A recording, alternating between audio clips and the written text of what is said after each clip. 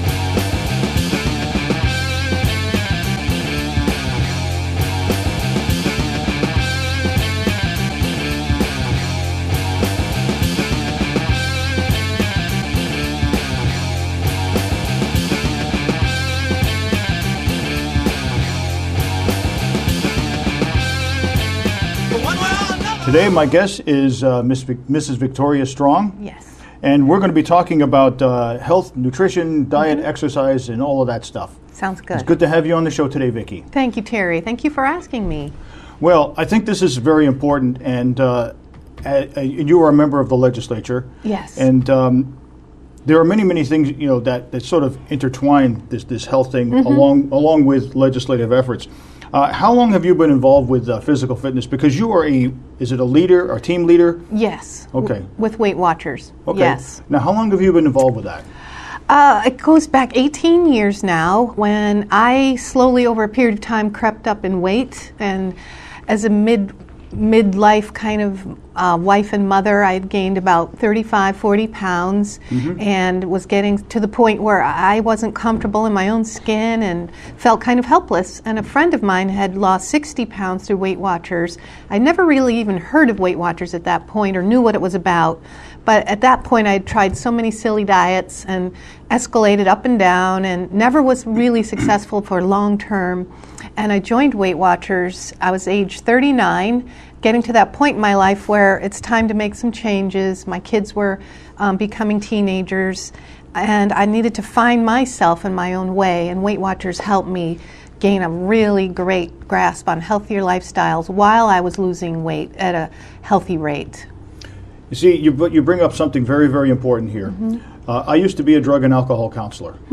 Okay, and this sort of ties in together because it does. Because a person can stop using a substance, but like losing weight, if you only lose weight and you haven't changed anything else, you're probably going to go back. That's right. Because I've done that. I've done the yo-yo thing for years and years and years, and so I guess what Weight Watchers would tell you is. It's a matter of lifestyle changes. Yes. And by the way, this is not an endorsement for any particular product. Right. This is about lifestyle changes. Yes, it is. So can you explain a little bit about lifestyle changes? Absolutely. Well, what Weight Watchers teaches, and what I see in general as for the general public in making changes, is they're small steps that you take gradually over time, whether it's eating more fruits and vegetables, starting to become more active, even if it's 10 minutes a couple times a day. You're just starting to embrace some healthier choices and changes. And over time, it does become a new lifestyle, new habits.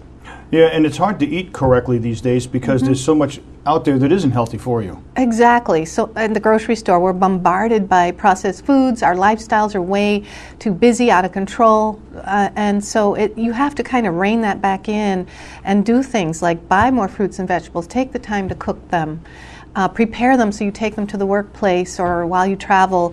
So it is hard at first. Our lives in general seem somewhat more out of control than they used to be. Yeah, and you know, you and I could go off on tangents for hours here because what I've noticed is people get too busy. Yes. And what they do is they don't set certain priorities, and the next thing you know, they're doing a really good diet and exercise program, and then they've gone off oh, I've gotten so busy I didn't get to the gym, or I didn't get to do this because I'm busy. And it really is a matter of priorities, isn't it? It is a matter of priority, and it's learning to make changes that are going to be sustainable for the long term. That is the key, isn't it? It is. Because if you bite off more than you can chew too quickly, it's not sustainable. And so because you're making lifestyle changes a little bit more gradually, you're starting to see how you can fit it in and make it a priority, and then therefore make it sustainable for the long term. Oh, absolutely. Now, what health issues do you see as preventable by diet and exercise?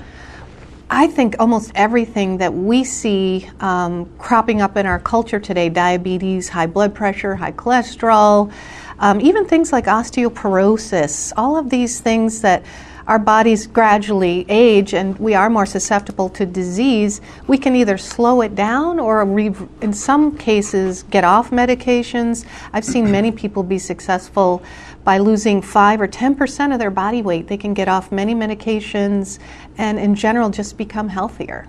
Yeah, as a matter of fact, that reminds me, there is a cholesterol medicine. I don't even know the name of the cholesterol medicine. Oh, right. But you can take a product called red yeast rice. Yes. And it actually has the same ingredients. Huh, interesting, and it's natural. Yeah, I take it, and I was always borderline cholesterol. I started taking that, changed my diet, and now I'm right in the middle. Oh, that's great, because the medication has a lot of side effects that aren't very good.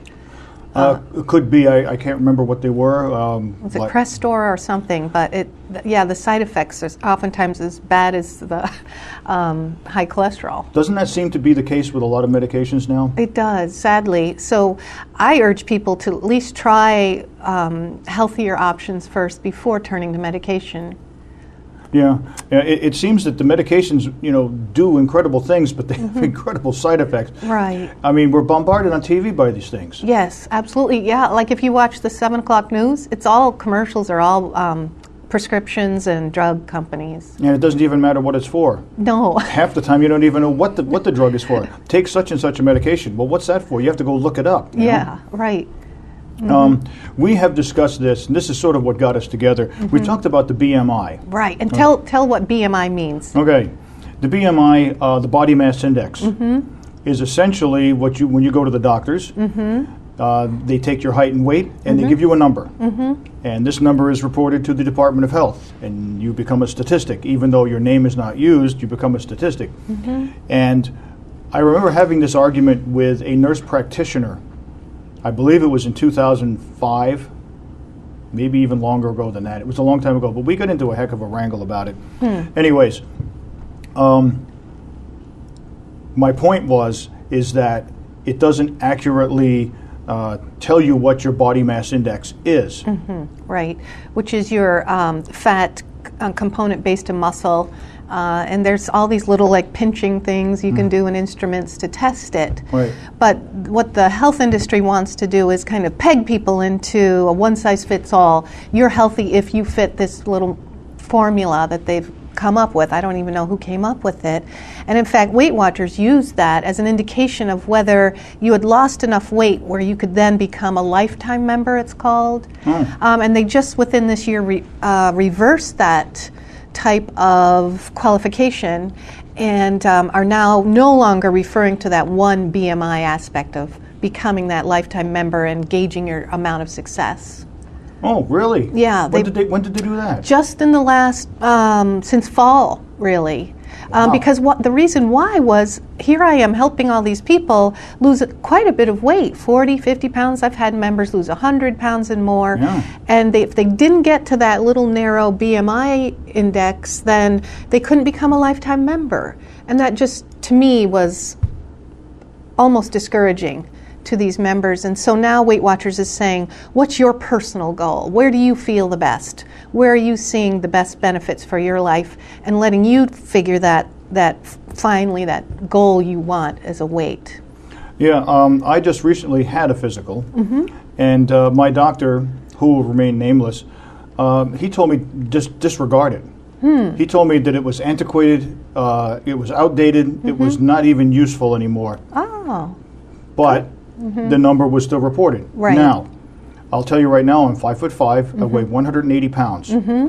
My BMI is 29%. And I doubt very seriously I have 29% body fat. Right. Very, very seriously. So what I did was I researched this and I found out how do you measure body fat the correct way. And there, one of the ways you just mentioned was it's called skin fold testing. You pinch your body in about 7 or 8 different places, and you have a chart, and I did this. And I came up with about 16, 17%. And how it started was way back in 2004, whenever it was, this nurse practitioner said, and I was about this weight, she said, you know, you're borderline obese. And I said, really? Really? Really?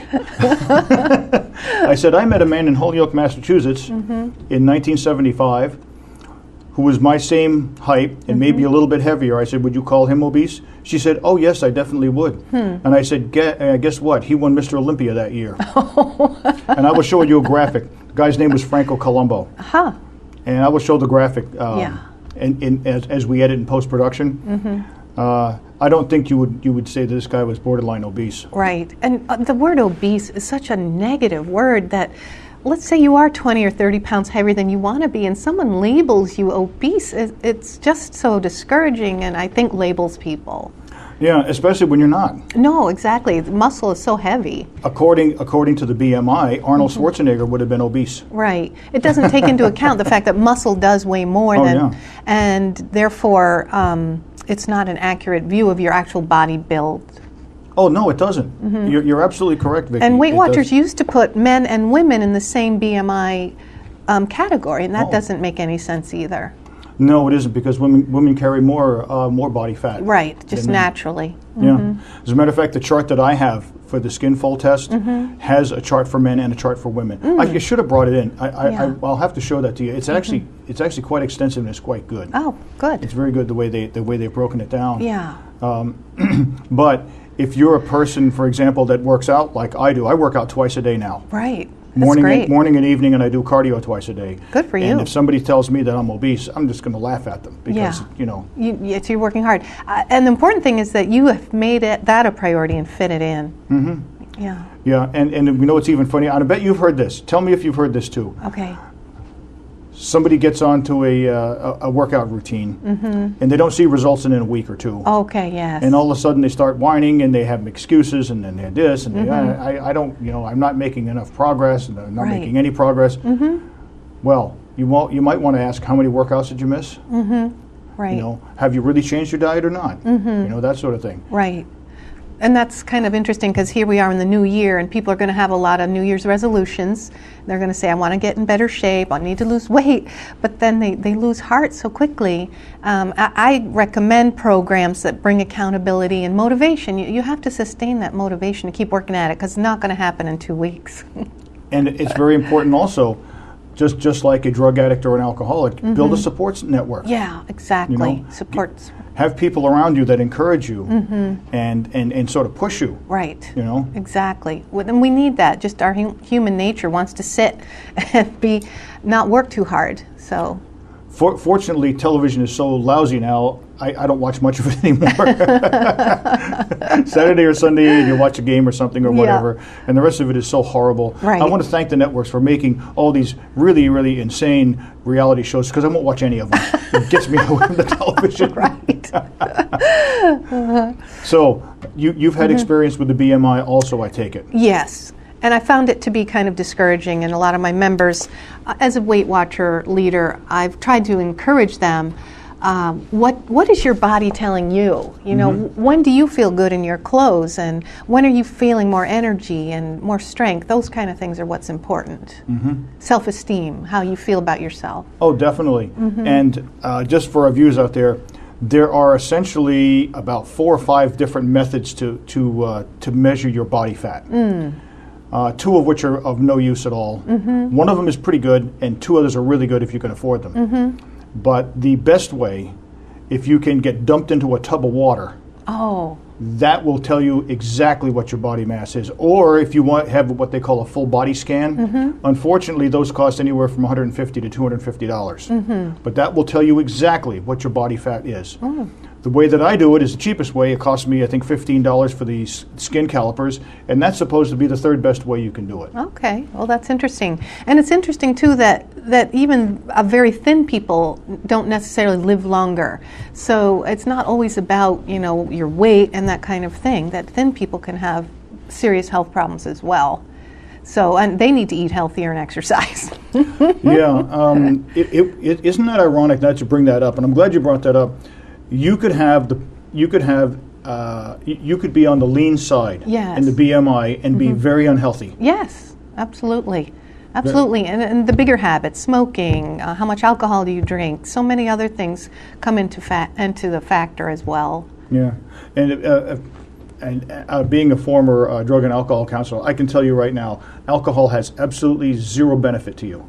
As a matter of fact, if you had the most perfect diet in the world and you were an alcoholic, you will waste almost all of your nutrients. Right. Because when you drink, your body has to detoxify the alcohol first. So if you eat a steak and you have vegetables and you have fruits and all that stuff and you drink with it, it's all going down the drain. Yes. So does Weight Watchers ever talk about any of these other methods of measuring body fat or not? Not so much anymore. We're really focusing, and you'll see our new spokesperson, Oprah, is coming out with what are the steps we can each take as Americans toward embracing a healthier life, and that means eating better when you eat out, making sure you are shopping and cooking well and eating healthy snacks and finding time to exercise. So it's really a more holistic approach. So we're not just focusing on BMI or even your size per se and what clothes you wear, but where do you see you're making progress overall in that healthier life? Yeah, and that is important because it is a lifestyle change, isn't it?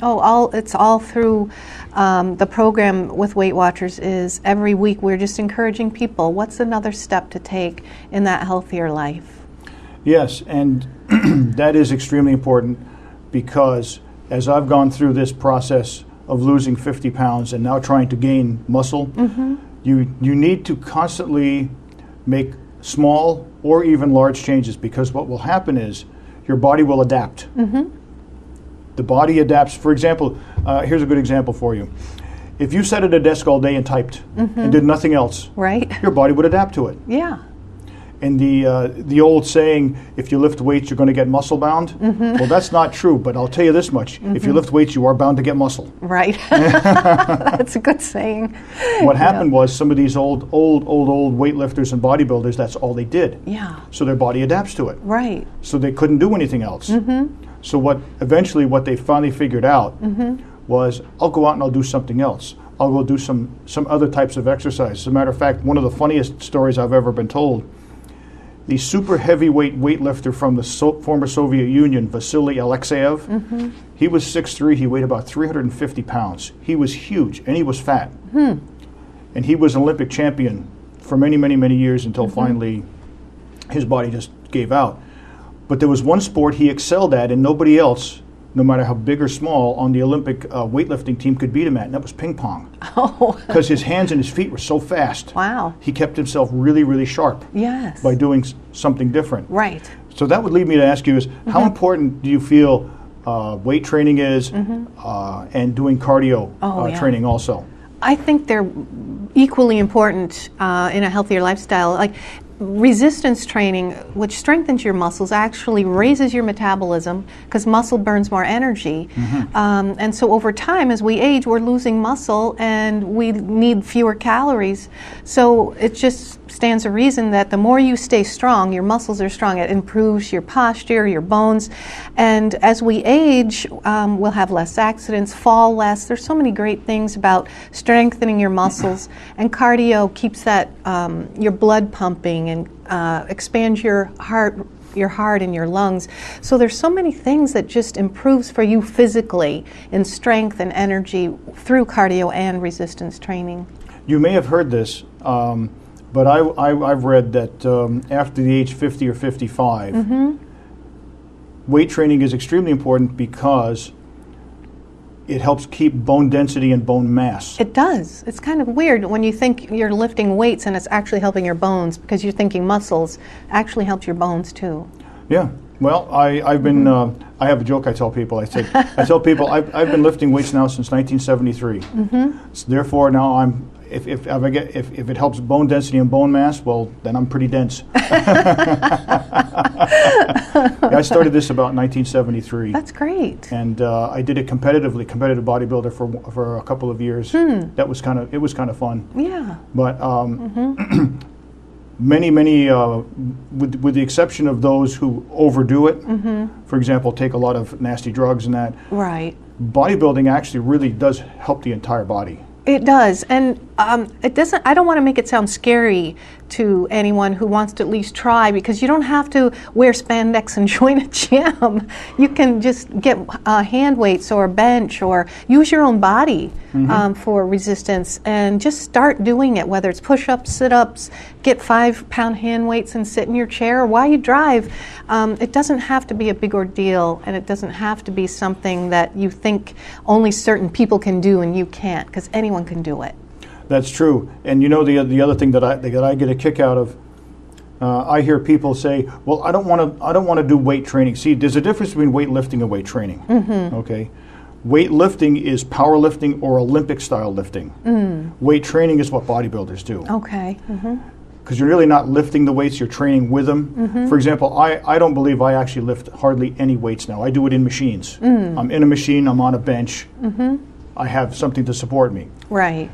And people were saying to me, "Well, I don't want to get big muscles like those bodybuilders." And I tell them, "Don't worry. Not going to happen. Not going to happen. No. Really, just not going to happen. You'd have to be so dedicated. Hours and hours every day. Yes. Every day of the week. Yeah, and you probably have you'd have to make big changes in your diet. Right. Well, when you think about lifestyles, however long ago our parents, our grandparents' time, when they were just more physically active as a culture, and just out and doing more, now we have to make an effort to be active and have that good lifestyle. We have to really purposefully do it.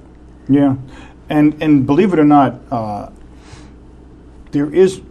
hard work is not a good substitute for exercise. Right. You don't really get the same benefit. No. Although it certainly doesn't hurt. Right. Yeah, I mean, to really raise your heart rate and keep it up for a period of time is different than, let's say, your gardening is great. I mean, all these things are wonderful, but if you want to see the benefit of some of those health benefits, you need to kind of make it an effort, like 10 minutes here and there, 15 minutes walking, raising your heart rate. What would you recommend for someone who, hasn't had a plan? Right. And they want some place to start? What would you recommend for them?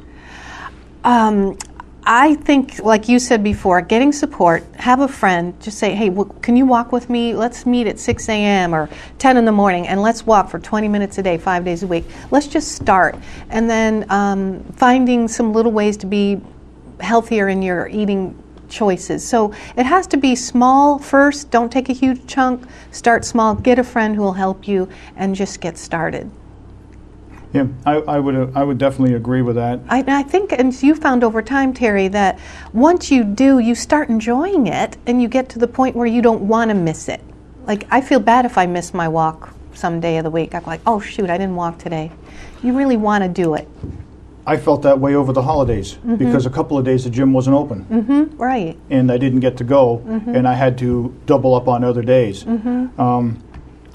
But how do you think that lifestyle changes or sedentary lifestyle or the way we've become, how do you think that's affecting insurance rates? Well, I think over time, it probably, I'd like to see incentives where people who are making efforts to become more healthy would see their premiums go down. Like if they joined a wellness group, and I think that this is happening in some places, but if you're joining a group, you're taking more steps to be less sedentary, you can go to your doctor and say, "Hey, I'm doing such and such." I'd like to see that we have incentives for our culture instead of punishment to be more active and to be healthier. Do you think that gym members or people who really, people who are dedicated to this should somehow be rewarded and get better insurance rates? I would think so, and I think it might encourage them to be more regular in their workouts and their efforts to be healthier.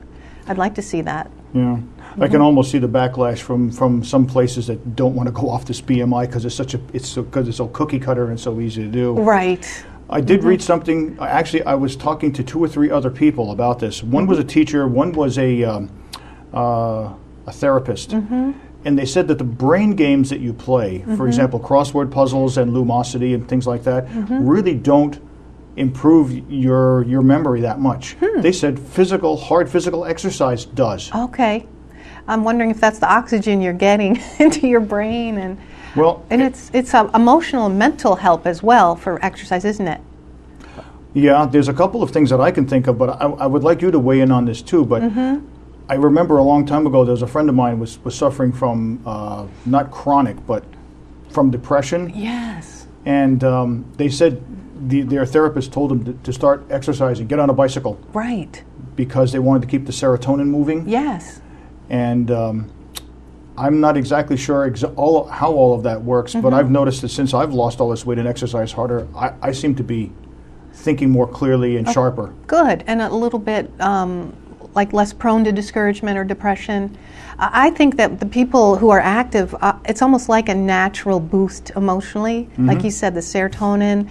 And here we are in Vermont where it gets dark early, it's cold, and people want to hunker down and not be active, and we should do the opposite. We should get out. Try anything, whether it's snowshoeing or skiing, or even if you do exercise indoors at a gym or whatever, you'll be less prone to those discouraging months and depression. Yeah, because seasonal affect disorder does get people up here. It does, and exercise is I almost think of it where some days I don't want to exercise. I'll be like, you know what, you're going to feel better, you're going to be less depressed and less discouraged, less negative. Let's get out and do it. So that motivates me to exercise. Yeah, the summertime it's easy. I mean, we have a nice bike path. I'm out on it almost every night in the summer. Oh yeah. In the winter, I have to do it. I have to do it in the gym. But I definitely recommend it. Do you have any parting words for us? I mean, our time is almost up. But do you have anything you'd like to tell our audience?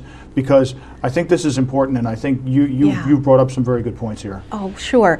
I would like to just say, don't be discouraged. Wherever you're at in your journey, it is a journey, I feel like, as far as embracing healthier choices and a lifestyle. Just start small. And I lost 35 pounds in less than a year, about 10 months, and I did it with small changes, realistic. You have to be realistic. And do something that's sustainable. But all these little things make a difference in the bigger picture. I lost 35 pounds, 6 clothing sizes. Nice. Learn to become active, and I have to use variety or you get bored and want to quit. But do whatever you can do and realize in the bigger picture it's a holistic approach, and it needs to be something that you'll enjoy to sustain it. And it's a lot of rewards and benefits, health-wise, mentally, emotionally, and it's worth it. You're absolutely correct. I want to thank you for being on our show today. It has been really a pleasure. Vicki and I could probably go on for hours. I know. I want to keep talking about it forever. And maybe someday we will. Okay. I want to really thank you for being on the show today. Yes, thank you. This past half hour has just flown. Oh, good. Well, thank you. This is Terry DeFazio for Dial It Up. I want to thank you for watching. We'll catch you on the flip side. See ya. Thank you. Bye-bye.